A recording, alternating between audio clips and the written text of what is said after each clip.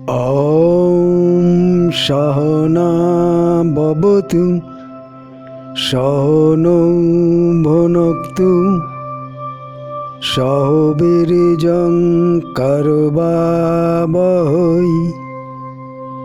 तेजस्विनावधीतमस्तु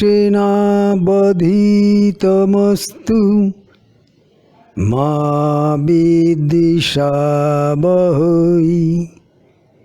ओम शांति शांति শান্তি। আমরা শুনছিলাম অর্জুন শাখা শ্রীকৃষ্ণের শ্রীমুখ থেকে অনুগীতা। সিদ্ধ পুরুষ এবার তিনটে বিষয়ের উপরে উপদেশ করবেন। এক হচ্ছে মুক্ত পুরুষের লক্ষণ কি, দ্বিতীয়ত হচ্ছে যোগের সাহায্যে মুক্তির উপায় বিধি কি, এবং তৃতীয়ত বা সর্বশেষ হচ্ছে ধ্যান যোগে ব্রহ্ম সাক্ষাৎকার লাভ কিভাবে করা যাবে, অর্থাৎ মহাপুরুষের লক্ষণ এবং মহাপুরুষ হবার উপায়। মহাপুরুষের লক্ষণ অর্থাৎ আমাদের কোথায় যেতে হবে, আমাদের কি করতে হবে। প্রথমে আমাদের লক্ষ্য ঠিক করতে হবে। ঋষি পতঞ্জলির যোগ দর্শনেও আমরা দেখেছি, প্রথমে সমাধি পাদের কথা বলেছেন, তারপরে সাধন পাদের কথা বলেছেন। আমরা শ্রীমদ্ ভগবতেও দেখেছি, প্রথমেই ভগবান আত্মতত্ত্ব সম্পর্কে আলোচনা করেছেন, তারপরে বিভিন্ন মার্গের কথা অর্থাৎ কর্মযোগ, জ্ঞানযোগ, ভক্তিযোগ ইত্যাদির কথা বলেছেন। এখানেও সিদ্ধ পুরুষ আমাদের মুক্ত মহাত্মার পরিচয় দিচ্ছেন, অর্থাৎ কি কি গুণ থাকলে মহাত্মা হওয়া যায় সেই সম্পর্কে বলছেন। সিদ্ধ পুরুষ বলছেন, হে কাশ্যপ, যে ব্যক্তি এই স্থূল এবং সূক্ষ্ম দেহের অভিমান ত্যাগ করে চিন্তাশূন্য হয়ে ব্রহ্মে লীন হন, যিনি সকলেরই মিত্র, যিনি সর্বসহিষ্ণু, শান্তিনিরত, বিতরাগ, যিনি জিতেন্দ্রিয়, ক্রোধ ও ভয় শূন্য, যিনি অভিমানবিহীন, যিনি সকলের প্রতি আত্মবৎ ব্যবহার করে থাকেন, যিনি জন্ম মৃত্যু, সুখ দুঃখ, লাভ ক্ষতি, প্রিয় অপ্রিয় ইত্যাদি সমান জ্ঞান করে থাকেন, যার কারো দ্রব্যের প্রতি স্পৃহা নেই, যিনি কাউকেই অবজ্ঞা করেন না, যার না আছে শত্রু, না আছে মিত্র, যিনি ধর্ম, অর্থ, কাম এই তিনকেই পরিহার করেছেন, যার মধ্যে অপত্য স্নেহ বলে কিছু নেই, যিনি না ধার্মিক না অধার্মিক, যার পূর্বজন্মের সমস্ত কর্মফল শেষ হয়ে গেছে, যিনি জন্ম মৃত্যু চক্রে গমনাগমন করেন না, যার কাম্য কর্ম বলে কিছু নেই, যিনি এই জন্ম জরা মৃত্যুর জগৎকে অনিত্য বলে বুঝেছেন, যার অন্তরে বৈরাগ্য বুদ্ধি জাগরুক হয়ে আছে, যিনি সব সময় নিজের নিজের দোষ দর্শন করে থাকেন, যিনি শব্দ, স্পর্শ, রূপ, রস, গন্ধ পরিহার করেছেন, যিনি কারুর কাছ থেকে দান গ্রহণ করেন না, যিনি অভিজ্ঞতা সঞ্চয়ের জন্য কোনো কর্মও করেন না, যিনি অহংকার শূন্য, স্বয়ম্ভু, নির্গুণ ও গুণ ও ভোক্তা পরমাত্মার দর্শন লাভে সমর্থ হন, তিনি এই সংসার থেকে মুক্তি লাভ করতে পারেন।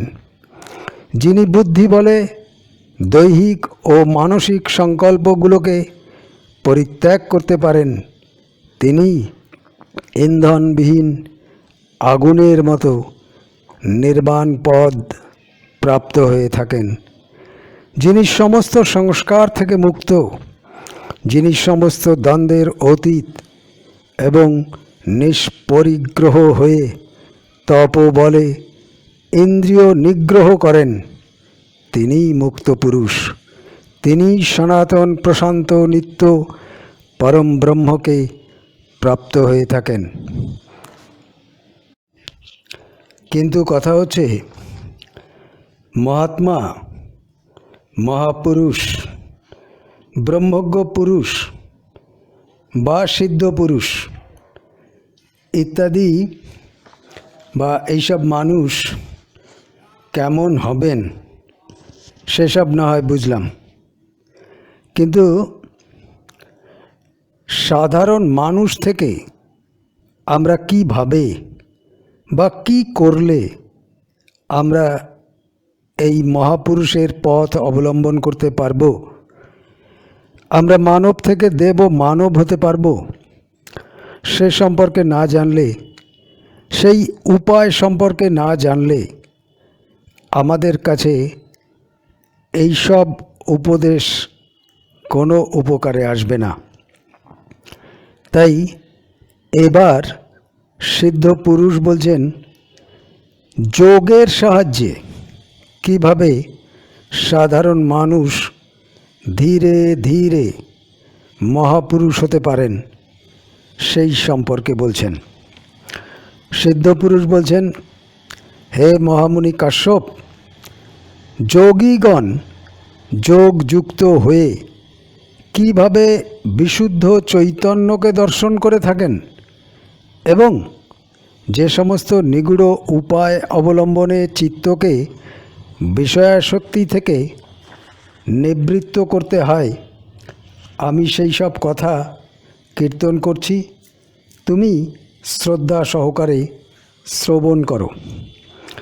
তীব্র তপের অনুষ্ঠান করে ইন্দ্রিয়গুলোকে স্ব বিষয় থেকে নিবৃত্ত করে আত্মাতে চিত্তকে ধারণ করতে হবে যদি মুক্তির আকাঙ্ক্ষা থাকে।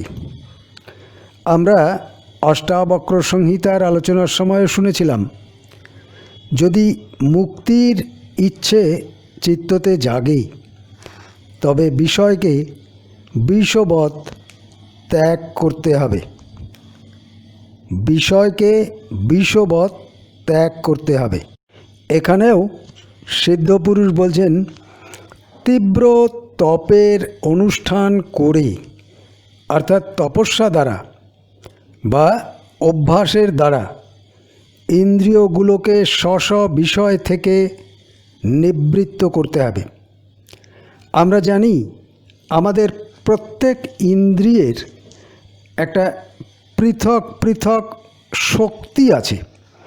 যেমন কানের শক্তি হচ্ছে শুনবার ক্ষমতা, ঠিক তেমনি চোখের শক্তি হচ্ছে দেখতে পারার ক্ষমতা।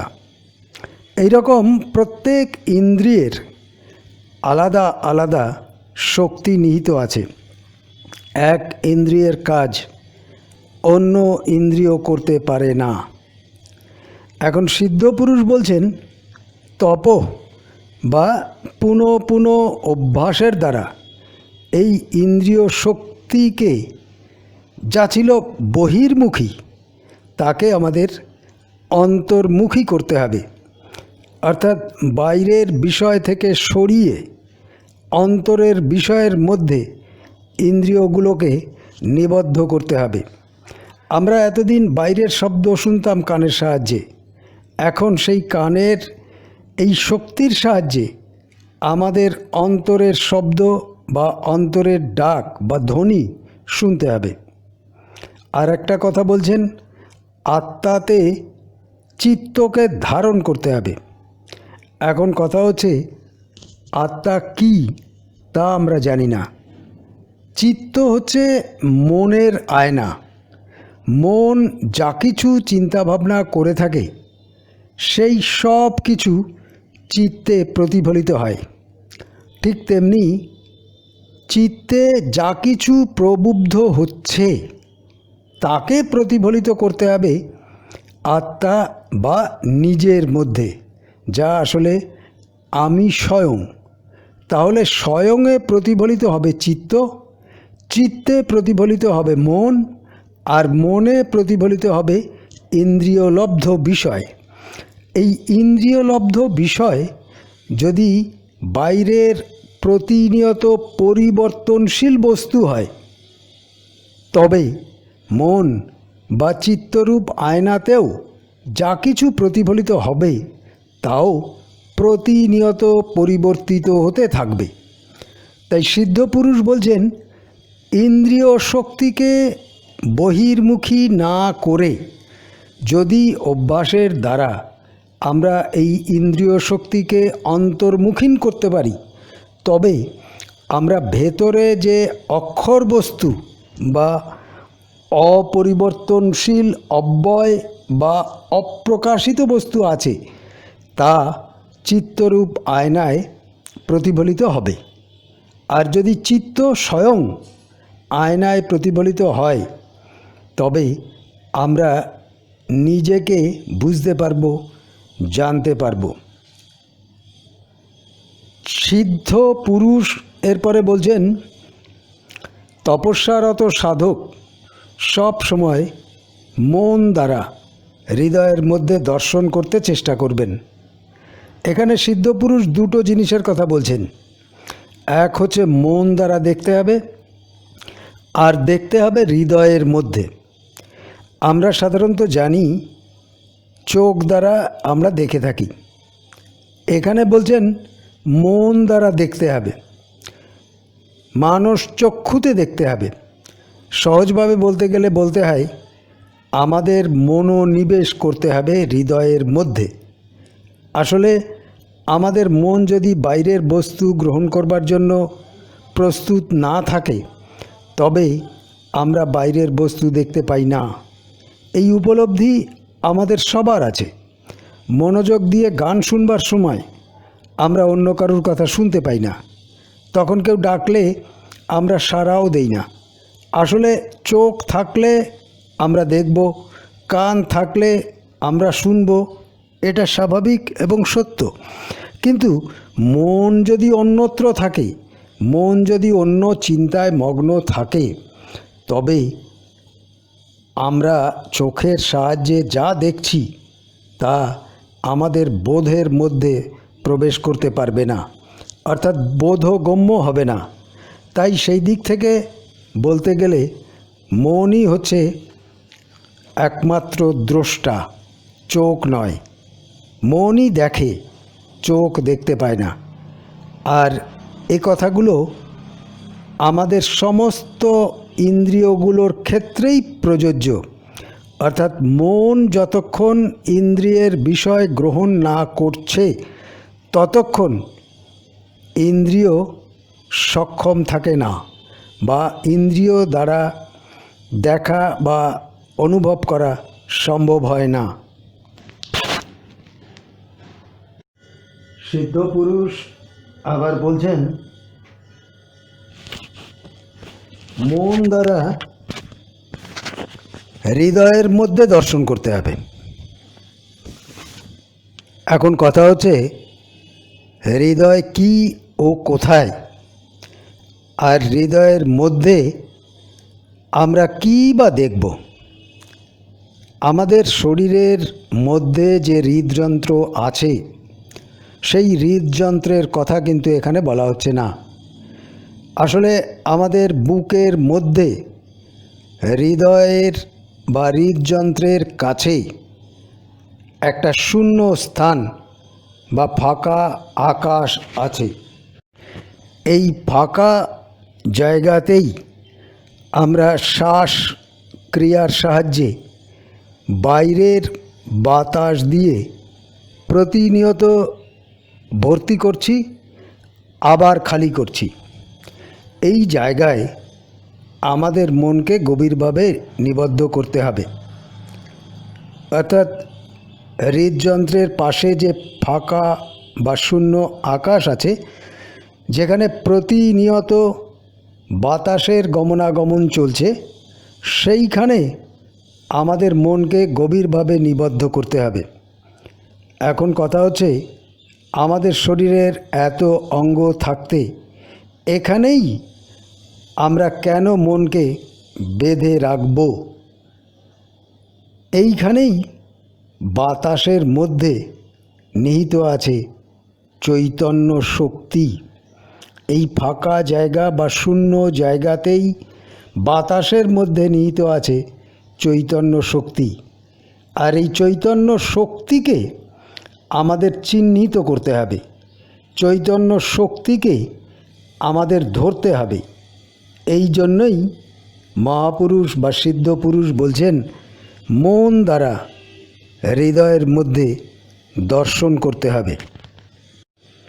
সিদ্ধ পুরুষ বলছেন, যখন সাধক হৃদয়ে আত্মাকে যোগ করতে পারবেন, তখনই তিনি একান্ত মনে হৃদয়ে পরমাত্মার সাক্ষাৎ লাভে সমর্থ হবেন। অর্থাৎ মন যখন হৃদয়ের মধ্যে সন্ধানরত থাকবে, তখন ধীরে ধীরে ধী শক্তির সাহায্যে সে চৈতন্য শক্তিকে বাতাস থেকে আলাদা করতে সক্ষম হবে। ঠিক তক্ষুনি চমৎকারটা ঘটবে। আমরা চৈতন্য শক্তি বা আত্মার সাক্ষাৎ করতে সমর্থ হব। সিদ্ধ পুরুষ আবার বলছেন, মানুষ প্রথমে কল্পনার সাহায্যে কোনো বস্তুর রূপ দেখে থাকে। মানুষ স্বপ্ন দেখে একটা সন্তানের বা একটা গাড়ির বা বাড়ির। আসলে তখনও কিন্তু সেই স্বপ্নের বস্তু রূপ পরিগ্রহ করেনি। পরবর্তীকালে একসময় এই স্বপ্ন বাস্তবায়িত হয়, তখন স্বপ্নের বস্তু রূপ পরিগ্রহ করে থাকে। ঠিক তেমনি সমাধিকালে সাধক বিশ্বরূপ আত্মাকে প্রত্যক্ষ করেন এবং এরপরে যখন ধ্যান ভঙ্গ হয়, তখনও তার আত্মা প্রত্যক্ষের অভিজ্ঞতা প্রবল থাকে। মুঞ্জা ঘাস থেকে তার বাইরের আবরণ ফেলে দিলে ভেতরের বস্তু একটা তীক্ষ্ণ তীরে পরিণত হয়। অস্ত্রগুরু দ্রোণাচার্য একসময় বিমর্ষ চিত্তে ঘুরে বেড়াচ্ছিলেন। মাঠের মধ্যে কুরুবংশের ছেলেরা বল নিয়ে খেলা করছিল। তো খেলতে খেলতে বলটা একটা গভীর গর্তের মধ্যে পড়ে যায়। তো ছেলেরা দ্রোণাচার্যকে দেখে বলটা তুলে দেবার জন্য অনুরোধ করেন। তখন দ্রোণাচার্য এই মুঞ্জা ঘাসের তীর দিয়ে বলকে বিদ্ধ করে তার পেছনে পর পর কয়েকটা মুঞ্জা ঘাসের তীর নিক্ষেপ করেন। এইভাবে বলটিকে গর্ত থেকে তুলে নিয়ে আসেন। যাই হোক, আমাদের কথা হচ্ছে, আঁশ ছাড়ালে তীক্ষ্ণ তীর পাওয়া যায়। ঠিক তেমনি দেহ থেকে আত্মাকে পৃথক করতে পারলে আত্মাকে প্রত্যক্ষ করা যায়। অর্থাৎ স্থূল দেহের মধ্যেই আমাদের যে মনোময়, প্রাণময় ইত্যাদি দেহ আছে, এই প্রাণময় ও মনোময় দেহ দুটোকে আমাদের উপলব্ধিতে আনতে হবে। অর্থাৎ আমাদের শরীরে যে প্রতিনিয়ত বায়ুর গমন নির্গমন চলছে, তার মধ্যেই ওতপ্রোতভাবে জড়িয়ে আছেন সেই চৈতন্যময় শক্তি।